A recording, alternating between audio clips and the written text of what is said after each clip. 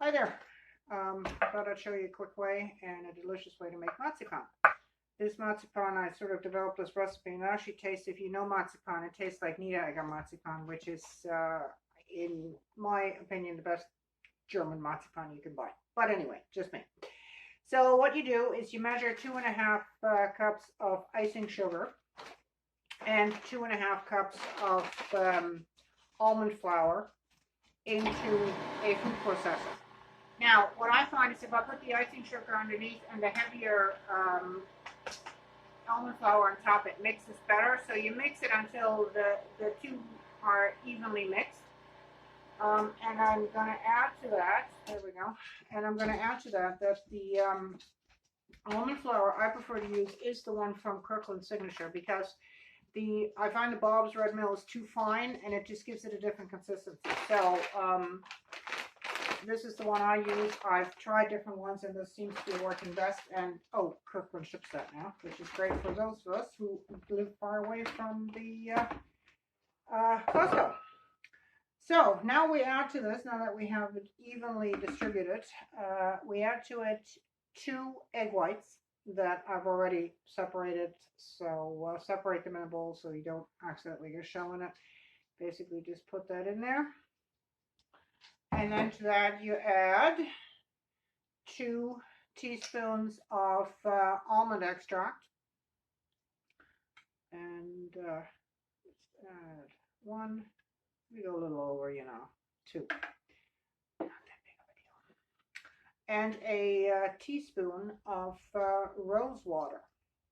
Now this I believe I bought at a Middle Eastern grocery store, but you can get it at some moments. It depends on where you live, I guess.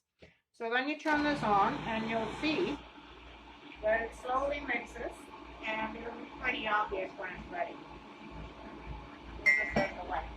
It'll basically ball up. There you go.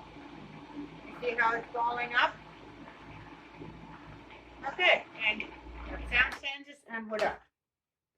So now let's take a little bit of icing sugar. Icing sugar is sort of like the flour of the marzipan because you don't want it sticking. Oops, that was a little too much. So we'll put some back here. Cooking on live TV kind of thing. So I'll just take that. And I actually already put down some clear stuff here, saran wrap, so that it wouldn't stick to my board.